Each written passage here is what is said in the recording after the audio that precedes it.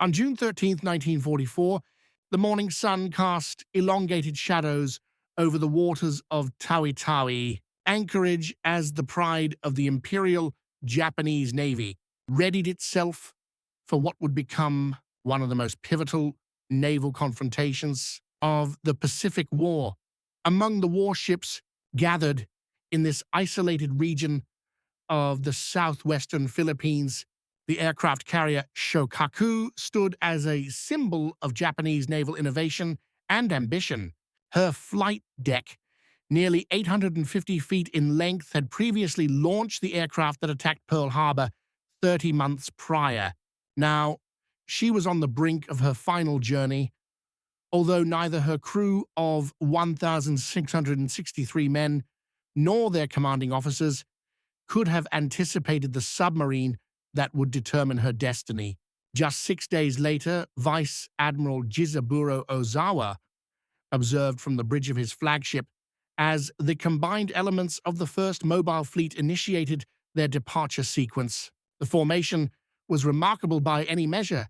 3 fleet carriers, including Shokaku and her sister ships Zukaku and Taiho, were accompanied by a variety of supporting vessels.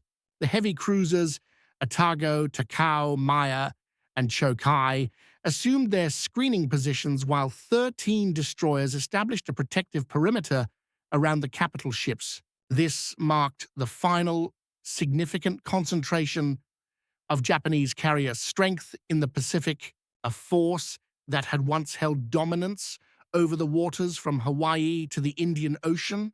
The fleet's departure from Tawi-Tawi was not simply another sortie.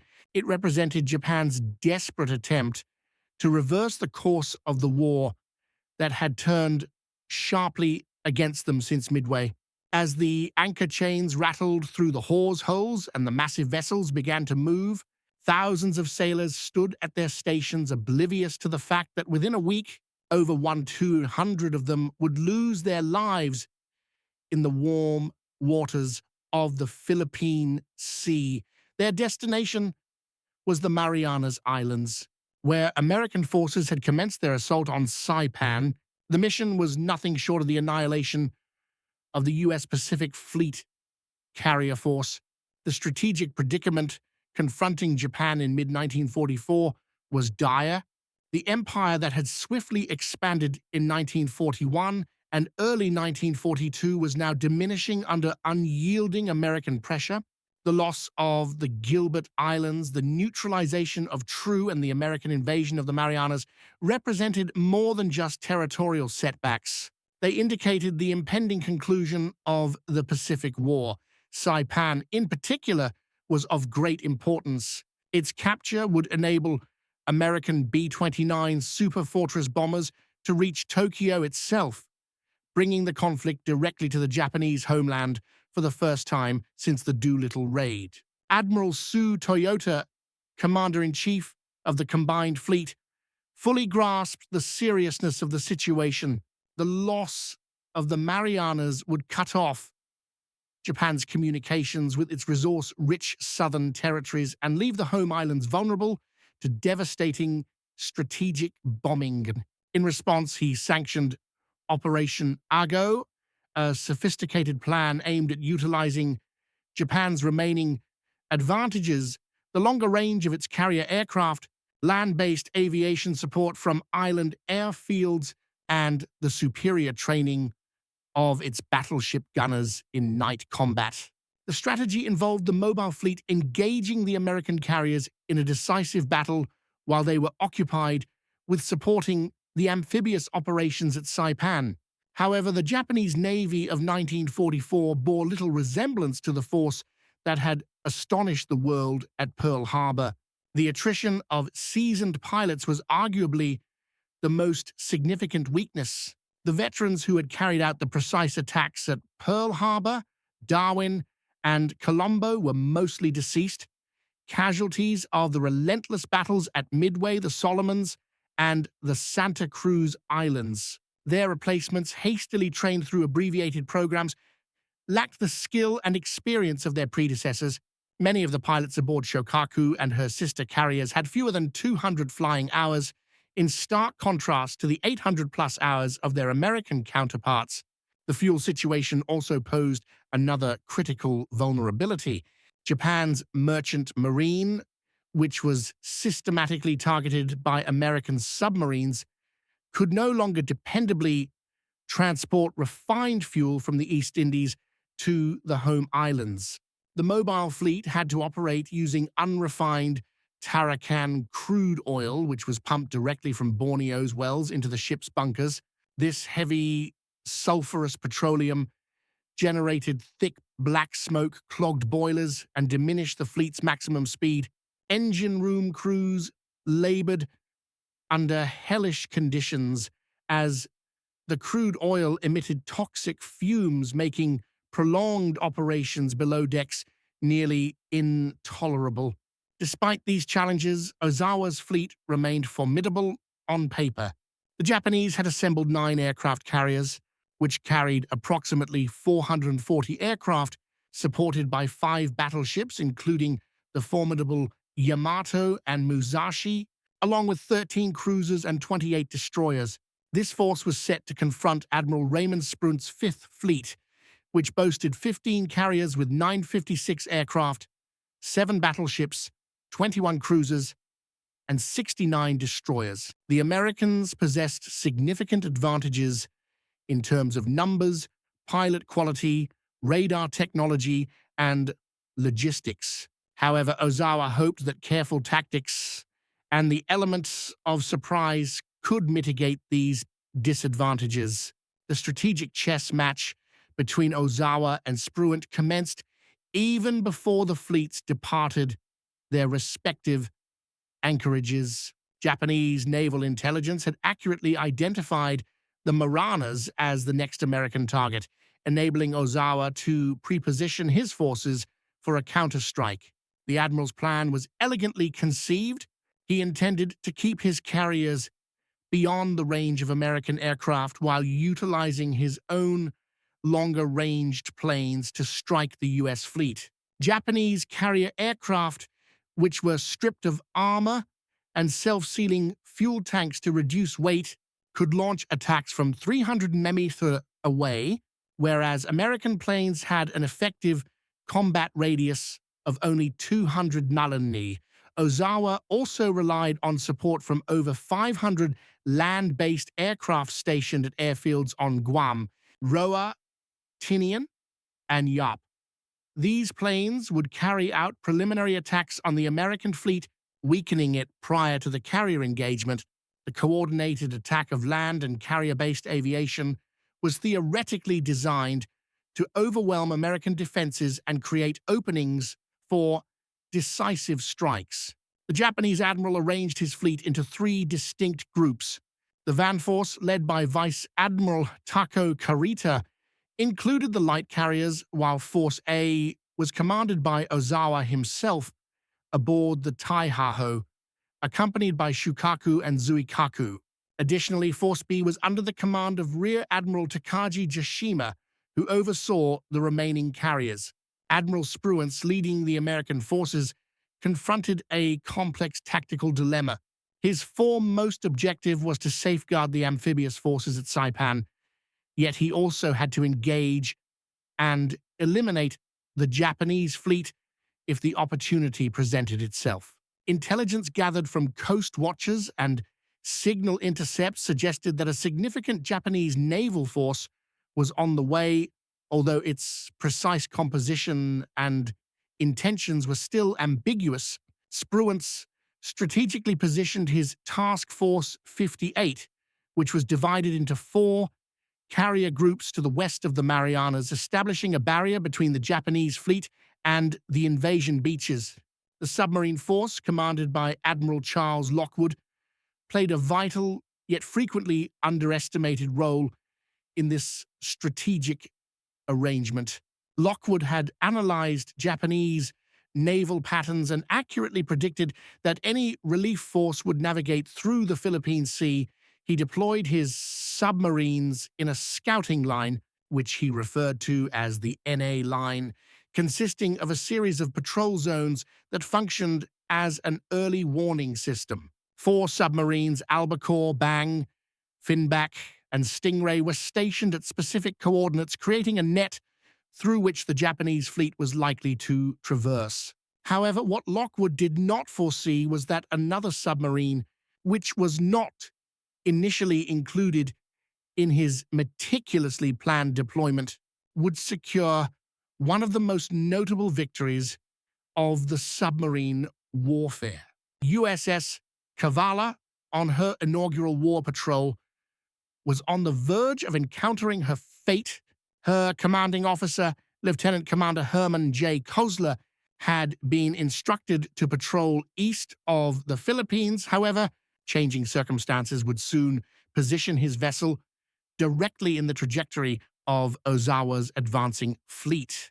The USS Cavalla SS-244 epitomized the height of American submarine engineering in 1944. Constructed at the Electric Boat Company shipyard in Groton, Connecticut, she was a Gateau-class fleet submarine, one of 77 vessels of her class that would form the backbone of the U.S. submarine force throughout the conflict. Laid down on March 4th, 1943, and launched on November 14th of the same year, Cavalla was commissioned on February 29th, 1944, under the command of Lieutenant Commander Herman Kossler, a 36-year-old career naval officer from Ohio who had graduated from the Naval Academy in Annapolis. Measuring 3 to 11 feet 9 inches in length and displacing 1,526 tons on the surface, Cavalla was a formidable instrument of warfare. Her pressure hull, made of high tensile steel, could endure depths of up to 400 feet, although her test depth was recorded at 300 feet. She was powered by 4 Fairbanks Morse diesel engines that produced 5,400 horsepower on the surface and 4 General Electric motors, generating 2,740 horsepower when submerged. The submarine could reach speeds of 20.25 knots when surfaced and 8.75 knots when submerged. Her operational range was equally remarkable, extending to 11,000 nautical miles on the surface at 10 knots, though this was reduced to 48 hours at 2 knots when utilizing battery power underwater. The primary armament of the submarine comprised 10 21-inch torpedo tubes, 6 positioned forward and 4 aft, with storage capacity for 241 Mark 18 torpedoes. Each Mark 14 torpedo measured 20 feet 6 inches in length, weighed 3,280 pounds, and was equipped with a 643-pound Torpex warhead capable of crippling all but the most heavily armored warships. The problematic history of the Mark 14, characterized by its faulty magnetic exploder and tendency to run deeper than intended, had largely been rectified by 1944, rendering Cavalla's torpedoes significantly more reliable than those employed earlier in the war. Additionally, the submarine was equipped with secondary armament that included a 5-inch 25 caliber deck gun with 200 rounds and 50 caliber machine guns for anti-aircraft defense. Cavalla's crew, consisting of 72 officers and enlisted personnel, underwent 3 months of rigorous training prior to embarking on their inaugural war patrol. The submarine community within the Navy was distinct. Officers and enlisted personnel cohabited and collaborated in exceptionally confined spaces, fostering a level of interdependence that was not present in the surface fleet. Every individual, from Kossler to the most junior seaman, was required to qualify on every system aboard the vessel. The lives of all crew members hinged on each individual's ability to execute any critical function during emergencies. Whether it was operating the diving planes, managing the trim tanks, or launching torpedoes, the technology aboard represented the forefront of submarine warfare. The SJ surface search radar could identify enemy vessels at distances of up to 12 miles under optimal conditions, while the SD air search radar offered alerts for incoming aircraft. Although the ST periscope radar was somewhat unreliable, it facilitated accurate range finding during attack maneuvers. Beneath the waterline, the JK sound gear allowed the submarine to track targets acoustically, albeit the system was rudimentary compared to advancements that would develop later in the conflict. The Torpedo Data Computer, TDC, an electromechanical analog device, computed firing solutions by integrating target bearing, range, speed, and course with the submarine's own movements. Cavalla's historic journey commenced on June 4, 1944, when she set sail from Midway Island for her maiden war patrol. The vessel had reached Pearl Harbor in mid-May after a 5,000-mile voyage from Connecticut via the Panama Canal, subsequently proceeding to Midway for final preparations. During the short stay at Midway, Kossler and his officers received their concluding briefings, stocked fresh provisions and ammunition, and conducted last-minute repairs and adjustments. The crew seized what they anticipated might be their final opportunity for liberty in civilization, despite Midway offering significantly fewer amenities than Pearl Harbor. The submarine's designated patrol area included the waters to the east of the Philippines, specifically the methods employed regarding the San Bernardino Strait and Seria Strait, which are the two main passages through the Philippine archipelago. These crucial waterways acted as thoroughfares for Japanese naval and merchant vessels, facilitating movement between the home islands and the resource-rich regions of the Netherlands East Indies. Kossler's directives included disrupting enemy shipping, collecting intelligence on Japanese naval activities, and acting as a scout for the larger American operations that were unfolding to the east. The initial days of the patrol were uneventful as the Cavalla progressed westward across the expansive Pacific Ocean. The crew adapted to the repetitive routine of submarine operations, 4 hours on watch, followed by 8 hours off, with the off-duty time divided among sleeping, eating, and maintaining the intricate machinery of the vessel. The submarine operated on the surface at night, utilizing her diesel engines to charge the substantial battery banks while making good speed towards the designated patrol area. During daylight, she frequently submerged to evade detection by enemy aircraft, moving at a cautious 3 knots to conserve battery power. On June 8th, while navigating the waters near Marcus Island, approximately 700 miles southeast of Tokyo, the Cavalla encountered her first unusual occurrence of the patrol. The officer of the deck reported a sudden jolt and vibration from the stern, followed by what seemed to be a pool of blood in the boat's wake. Kossler commanded an immediate halt and dispatched crew members to examine the propellers and stern planes. Upon finding no damage, he deduced that they had collided with a small whale, one of many that frequented these waters. Although the incident was minor, it served as a reminder of the numerous dangers posed by the ocean beyond enemy actions. The weather began to worsen on June 14th as the Cavalla neared her assigned patrol area. Barometric pressure consistently decreased, and the seas rose to 15 feet, sending solid water over the bridge and down the conning tower hatch. The vessel pitched and rolled violently, rendering normal operations nearly impossible. Men were jolted from their bunks, dishes shattered in the galley, and numerous crew members experienced severe seasickness. Kossler endeavored to send a weather report to Pearl Harbor, which was crucial information for the fleet meteorologists organizing air operations, but the ferocity of the storm hindered successful transmission.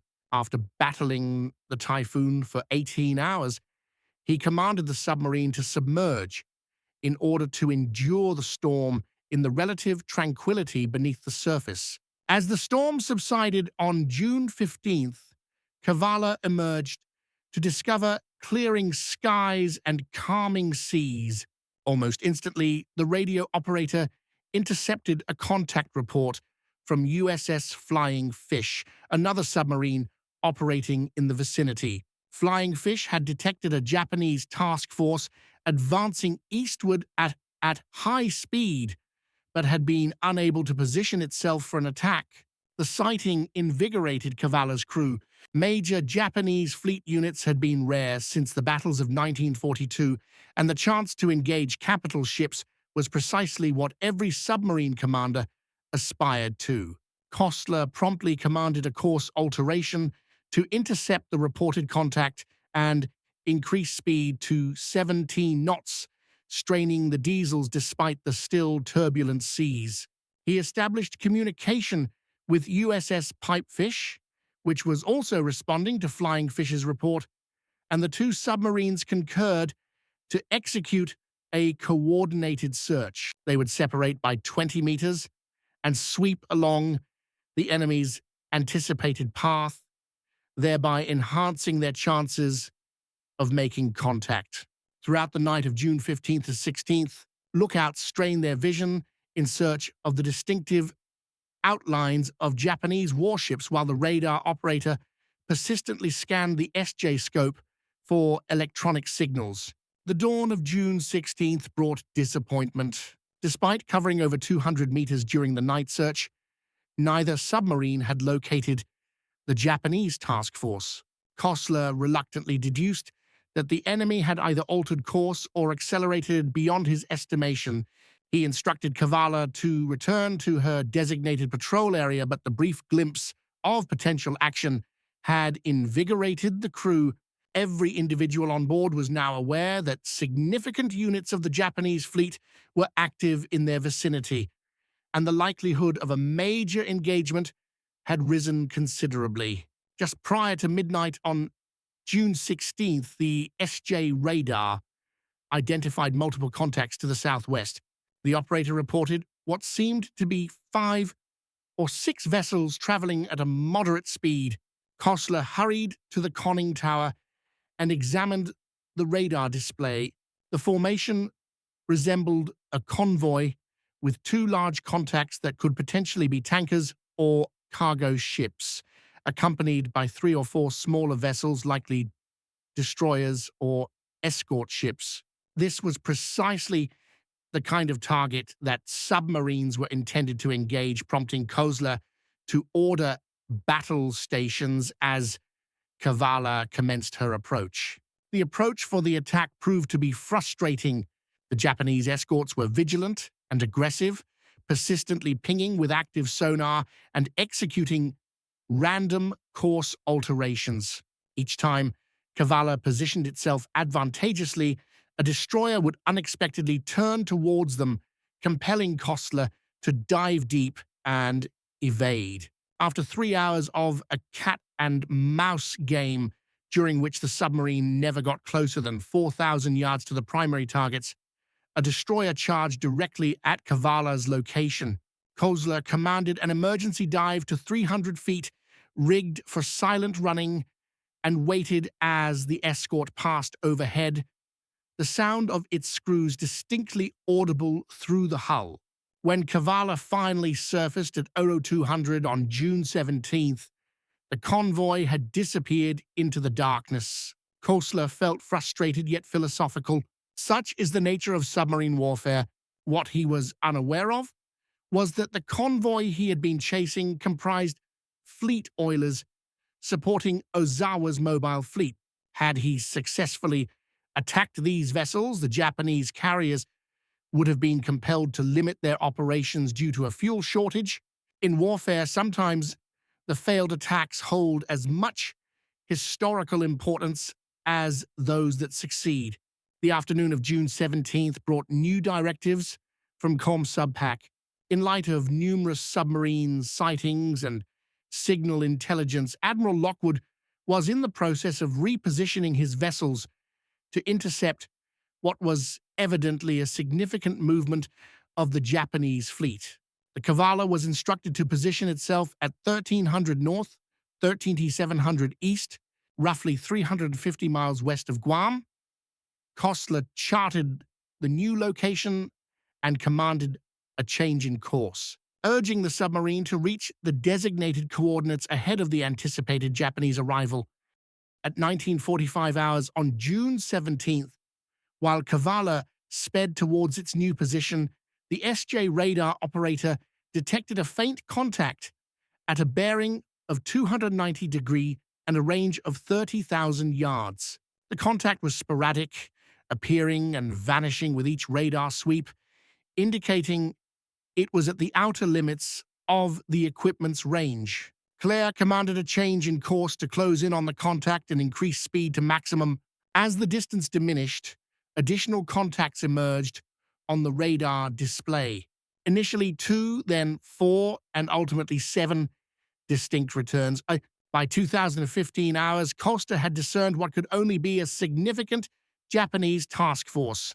The radar returns suggested at least 7 large vessels traveling at 19 knots on a base course of 0.05 degrees. The formation was zigzagging, a typical anti-submarine maneuver, yet the base course implied they were heading towards the Marianas.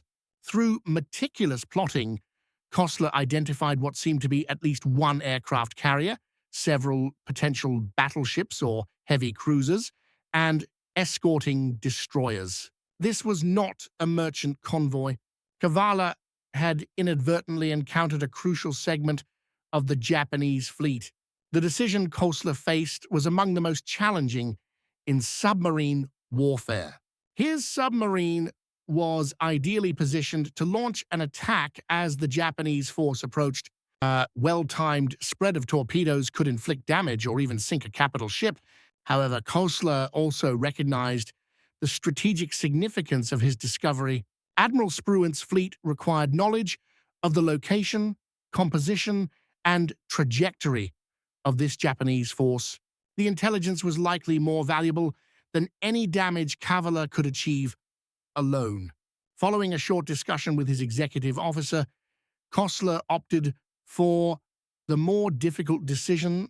He chose to abandon the attack and surface in order to send a contact report. Surfacing a submarine near enemy warships contradicted every principle of submarine warfare. However, Kossler understood the gravity of the situation. At 21:45, after the Japanese fleet had moved beyond visual range, Cavalla surfaced into the tropical night. The radio operator promptly began transmitting the contact report on the submarine force frequency. The large enemy task force was located at latitude 13 degrees north, longitude 136 degrees 30 minutes east. Their course was EO45 at a speed of 19 knots, and the composition included at least one carrier, several battleships or cruisers, and multiple destroyers. This message reached Pearl Harbor and was immediately forwarded to Admiral Spruant aboard the USS Indianapolis. This marked the first conclusive report of the advancing Japanese carrier force, confirming suspicions held by American intelligence. Spruant was now aware that a significant fleet engagement was on the horizon and could strategically position his forces. Although Kossler was unaware at the time, the Battle of the Philippine Sea had effectively commenced with Cavalla's contact report. After sending the message and receiving confirmation, Cavalla submerged and sought to re-establish contact with the Japanese fleet. Despite operating at maximum submerged speed, the submarine was unable to catch up with the quicker surface vessels. By dawn on June 18th, Kossler reluctantly decided to cease the pursuit and return to his designated patrol area. The crew felt disheartened at the missed opportunity for an attack, but Kossler reassured them that their contact report had been crucial for the fleet. Unbeknownst to them, their most significant contribution was still to come. Throughout June 18th, Cavalla remained submerged during the day, surfacing only briefly after nightfall to receive radio communications and recharge its batteries. The airwaves buzzed with encrypted messages as American and Japanese forces maneuvered for strategic advantage. Kossler sensed that something significant was unfolding, yet he lacked a clear understanding of the broader conflict. His instructions were to hold position and engage any enemy vessels that entered his patrol zone. Throughout the day, the crew performed routine maintenance, inspected torpedoes, and readied themselves for the action they anticipated was forthcoming.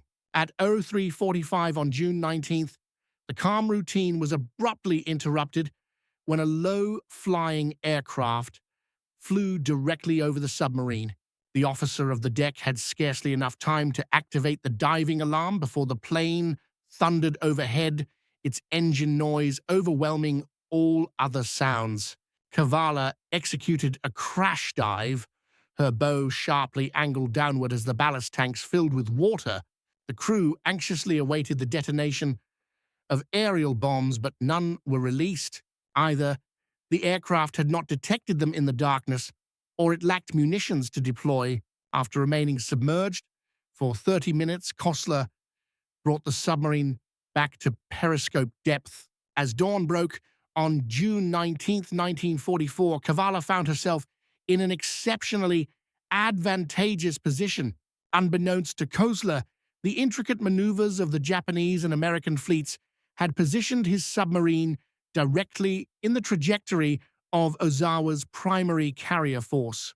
The Japanese admiral, under the impression that his position remained undiscovered, had initiated his first strike wave against the American carriers at 08:30. Now, as these aircraft took off, the Japanese carriers adjusted into the wind to retrieve their combat air patrol and prepare for further launches. At 10:48, Cavalla's sound operator detected high-speed screws at a bearing of 070 degree.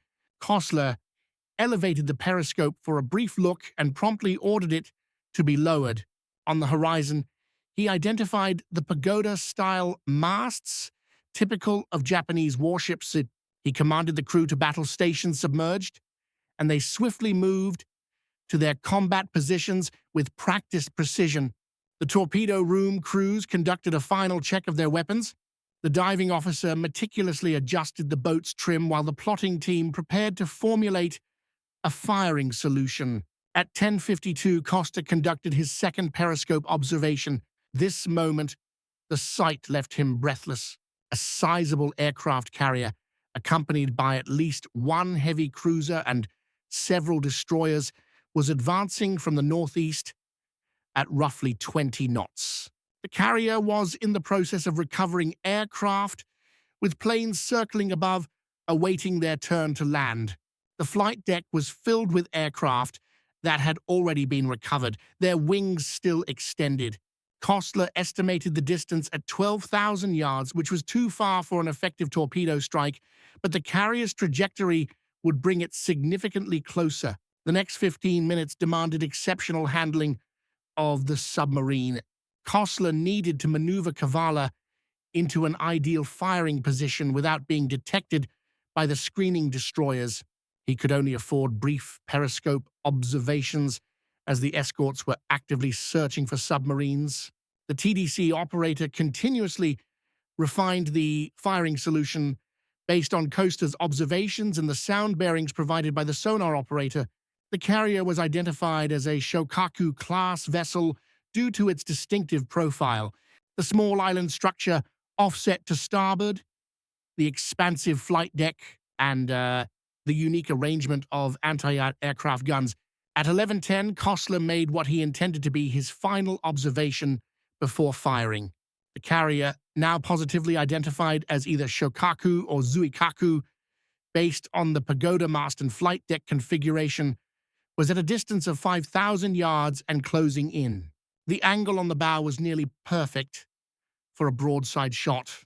However, the destroyer Urakazi was maneuvering into a position that would obstruct the torpedo run.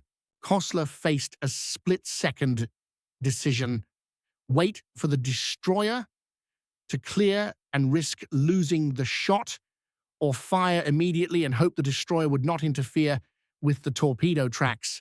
At 11:18, with Shokaku at a range of 200 yards, Kossler made his choice. "Fire one," he commanded, and the first torpedo exited Cavalla's #1 tube with the characteristic shudder and high-pressure air discharge. At intervals of 8 seconds, 5 additional torpedoes were launched, dispersing in a fan formation, designed to guarantee at least some successful strikes, irrespective of any last-minute course adjustments by the target.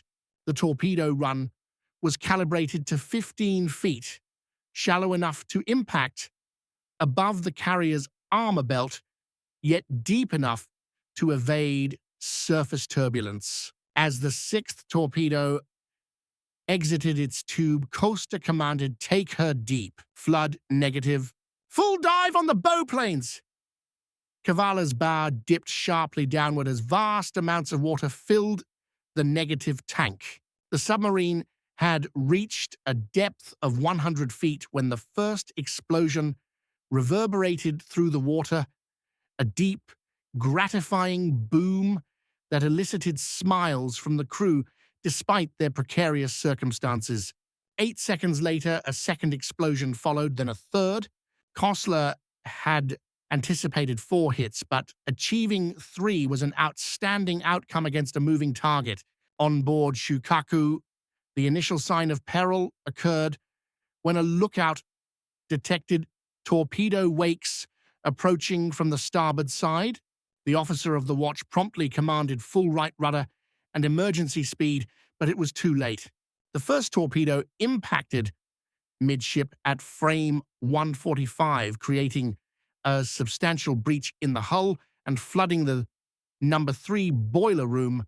The second strike occurred further forward, damaging aviation fuel bunkers and igniting fires among the aircraft stationed on the hangar deck. The third torpedo hit near the forward elevator, causing it to become jammed in the raised position and making flight operations impossible. The carrier immediately began to list severely to starboard as thousands of tons of water surged through the gaping breaches in her hull.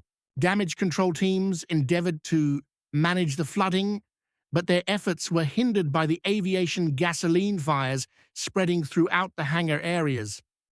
The ship's commanding officer, Captain Matsubara Hiroshi, ordered counterflooding to rectify the list, but this action merely diminished the carrier's reserve buoyancy.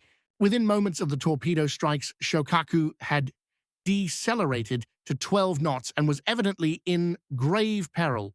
Back on Cavalla, the festivities were brief. 2 minutes after launching, the initial depth charges exploded above and behind the submarine. The Japanese escorts had either spotted the submarine's periscope or traced the torpedo wakes back to their source. Thus commenced a perilous game of cat and mouse as Cavalla descended and remained silent, attempting to evade the destroyers pursuing her. The submarine descended past 300 feet, nearing her test depth, as additional depth charges detonated in patterns around her estimated location. The depth charge assault was systematic and unyielding. The Japanese destroyers operated in unison, with one maintaining sonar contact while the other executed attack runs. The charges were programmed to explode at various depths, forming a 3-dimensional kill zone that Cavalla had to somehow avoid. At 11:35, a sequence of 6 charges detonated so closely that cork insulation rained down from above. Light bulbs shattered, and the submarine's hull creaked under the pressure waves. Kossler commanded silent running, shutting down all non-essential equipment to minimize noise signature. The crew removed their shoes, moving about in stocking feet to lessen sound. The air conditioning was turned off, and within minutes the temperature inside the submarine began to rise to intolerable levels. Men stood at their posts, sweating profusely and breathing shallowly to conserve the increasingly stale air. In the maneuvering room, electricians monitored the battery gauges as they slowly declined, calculating how long they could sustain submerged operations. At 11:44, the sound operator reported a destroyer passing directly overhead. The crew could hear the rhythmic thrumming of the escort screws growing louder, reaching a peak as the vessel passed over them. then gradually diminishing. Everyone braced for the depth charges that were certain to follow, but unexpectedly, none came. Either the destroyer had either lost contact or was repositioning to achieve a more advantageous attack angle. Kossler seized this opportunity to command a change in course, aiming to escape the search area while the destroyers regrouped. For the subsequent 2 hours, Cavalla engaged in a frantic game of evasion. Kossler alternated the submarine's depth between 250 and 400 feet, frequently altered course, albeit gradually, and utilized the temperature gradients in the water to conceal herself from Japanese sonar. The depth charging persisted sporadically, with explosions occurring at varying distances. By 1300, the sound operator indicated that only one destroyer remained in close proximity, while the others had seemingly returned to escort the damaged carrier. At 1332, a series of unusual sounds began to emanate from the direction of the torpedo attack. The sound operator characterized these as noises of breaking up, the distinctive sound of a ship's hull succumbing to pressure. These sounds continued intermittently for the next half hour, implying that Shokaku was experiencing progressive structural failure. At 1408, 4 massive explosions reverberated through Cavalla despite the distance. These were not depth charges, but something significantly more powerful, likely the detonation of Shokaku's ammunition magazines or aviation fuel bunkers. As Cavalla maintained her evasion, the situation aboard Shokaku escalated. The carrier's damage control measures had initially appeared promising, with the crew managing to contain the initial flooding and extinguish some fires. However, the structural damage proved too extensive. The torpedo strikes had not only breached the hull, allowing seawater to enter, but had also compromised critical fuel lines and ventilation systems. Aviation gasoline vapors, which are heavier than air, accumulated in the lower compartments despite attempts to ventilate them. At approximately 1400, these vapors encountered an ignition source, potentially a spark from damaged electrical equipment or hot metal from earlier fires. The ensuing explosion ravaged Shokaku's interior, obliterating what remained of her watertight integrity. The explosion was so intense that it raised the armored flight deck several feet, causing aircraft and crew members to be thrown into the air. Following this, secondary explosions occurred as the ready ammunition for the anti-aircraft guns ignited due to the extreme heat. At 1410, Captain Matsubara commanded the crew to abandon ship. However, many were already trapped below decks due to fire, flooding, or structural failure. The carrier's list quickly escalated to 45°, rendering movement on the deck nearly impossible. Crew members slid down the slanted flight deck into the water, struggling to swim away from the suction of the sinking vessel. The destroyer Urakazi and light cruiser Yahagi approached to rescue survivors, with their crews tossing lines and life rings to those in the water. At 1501, Shokaku capsized to starboard and sank stern first. As it descended, further explosions erupted from within its hull, likely caused by boilers coming into contact with cold seawater or remaining ammunition detonating.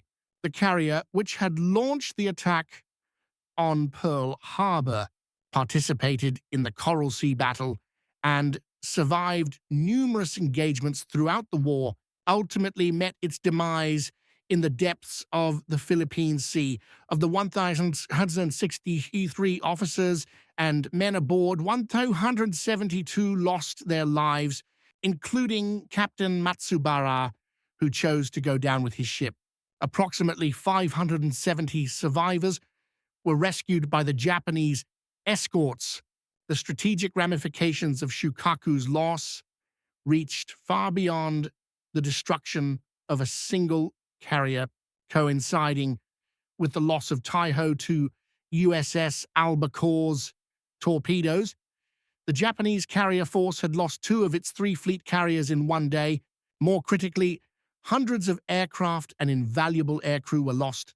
The Japanese naval aviation, already diminished by attrition, would never recover from the losses incurred on June 19, 1944, a day that would be remembered by American aviators as the Great Marianas Turkey Shoot.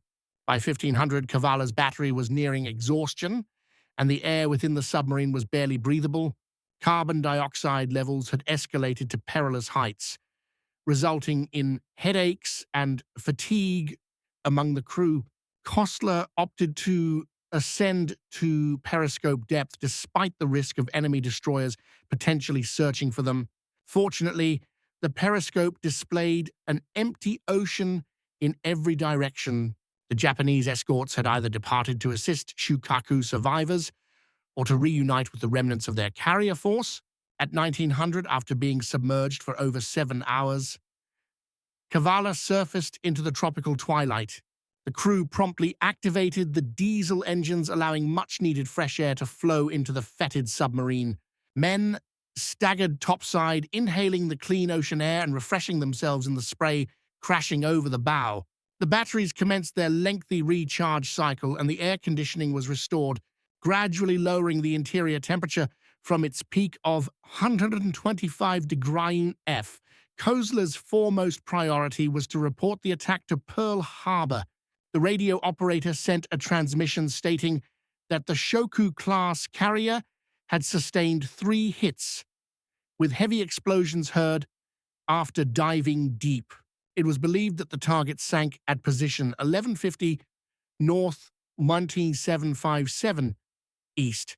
The message was met with jubilation at submarine headquarters. Admiral Lockwood himself composed the response. "Well done, Cavalla. Her accomplishments exceeded expectations."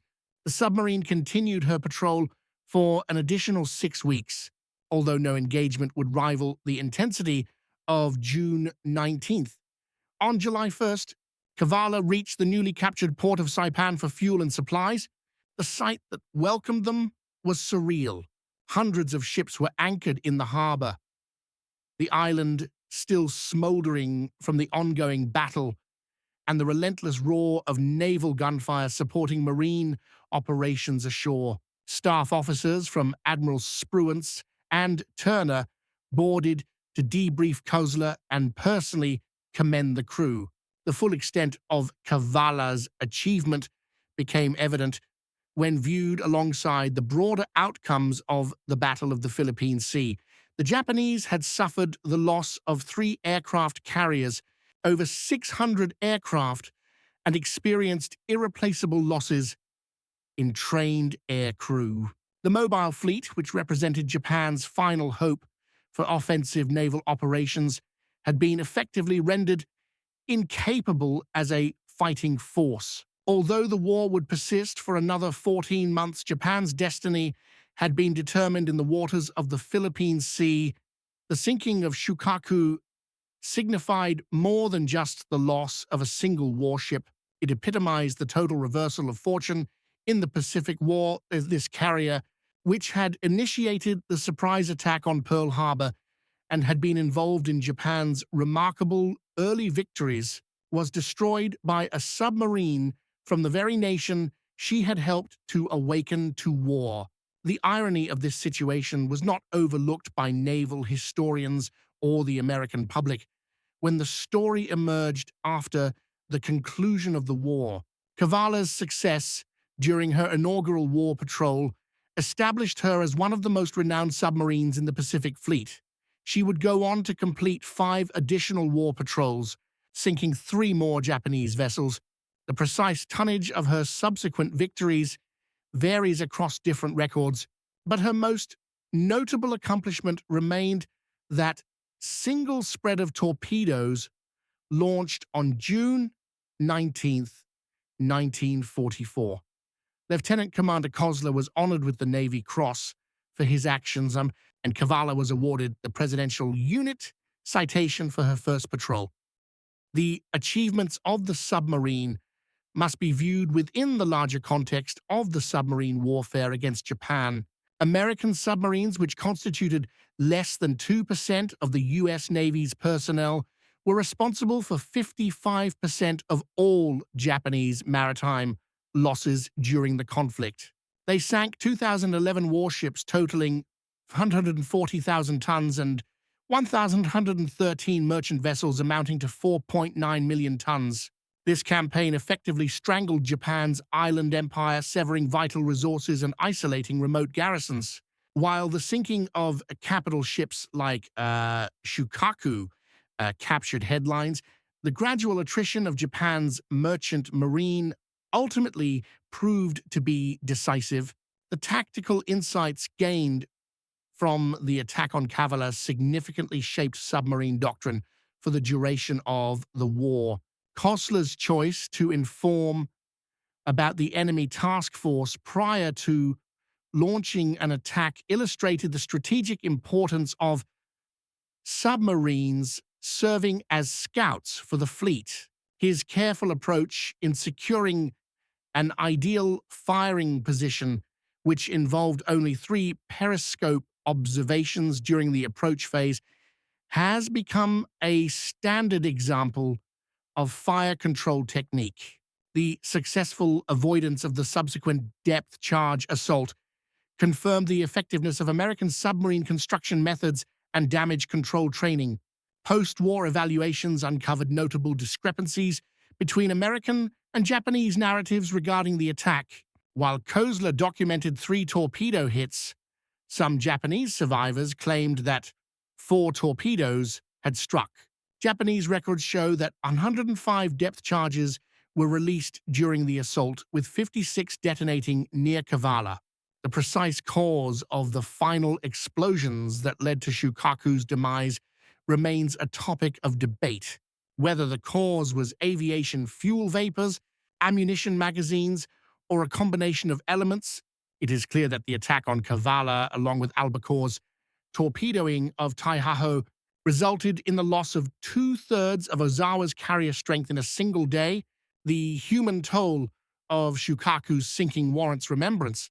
The 1,272 Japanese sailors who lost their lives were not fanatics or war criminals, but rather professional seamen fulfilling their duties as they perceived them. Many were conscripts just out of their teenage years, while others were seasoned sailors who had been aboard Shokaku since her commissioning. Their deaths, though deemed necessary in the context of total war, represent individual tragedies magnified 200 times. Among the deceased were numerous veteran officers who had distinguished themselves throughout the conflict. The whereabouts of Shokaku's wreck remain a mystery to this day. In contrast to many other significant warships from the Pacific War that have been located by deep-sea exploration teams, Shokaku's final resting place in the Philippine Sea has yet to be discovered. The carrier lies somewhere in the ocean's depths. Her hull was likely compromised by the significant internal explosions that sealed her fate. For the families of the 1,272 men who perished with her, the absence of a known burial site continues to be a source of profound sorrow. Cavalla herself survived the war and went on to serve the United States Navy in various roles until 1969. In 1982, she was designated a National Historic Landmark and is currently preserved as a museum ship at Seawolf Park in Galveston, Texas. Visitors have the opportunity to navigate her narrow compartments, look through the periscope that Kossler utilized to target Shokaku, and stand in the control room where life and death decisions were made in mere seconds. The submarine serves as a tangible reminder of the bravery and expertise of the silent service. The strategic ramifications of the Battle of the Philippine Sea and Cavalla's involvement in it extended beyond the immediate military success. The annihilation of Japanese carrier aviation paved the way for the liberation of the Philippines, the invasion of Iwo Jima, and Okinawa, and ultimately the planned invasion of Japan itself. Although that invasion became unnecessary due to Japan's surrender following the atomic bombings, the naval dominance established in June 1944 enabled those subsequent operations. In the broader context of World War II, the sinking of Shokaku by Cavalla epitomizes the evolution of the Pacific War. The Japanese Navy, which had appeared invincible in 1941 to 42, was systematically dismantled by American industrial strength or technological superiority and the valor of individual sailors and submariners. The hunter had become the hunted, and the empire that had wagered on a swift victory found itself confronting inevitable defeat. Today, as tensions once again escalate in the Western Pacific, the lessons of the Philippine Sea remain pertinent. The significance of submarine warfare, the importance of intelligence and reconnaissance, the essential nature of trained personnel, and the decisive influence of technological advantage resonate through the decades. The narrative of Cavalla and Shokaku serves as a reminder that once lost, naval dominance is challenging to reclaim, and that maritime conflicts can be resolved in mere moments through the actions of relatively small units. On the morning of June 19, 1944, the Imperial Japanese Navy initiated what it anticipated would be a decisive counteroffensive against the American incursion into the Marianas. By sunset, that anticipation had been obliterated, with 2 fleet carriers resting on the ocean floor and hundreds of aircraft annihilated.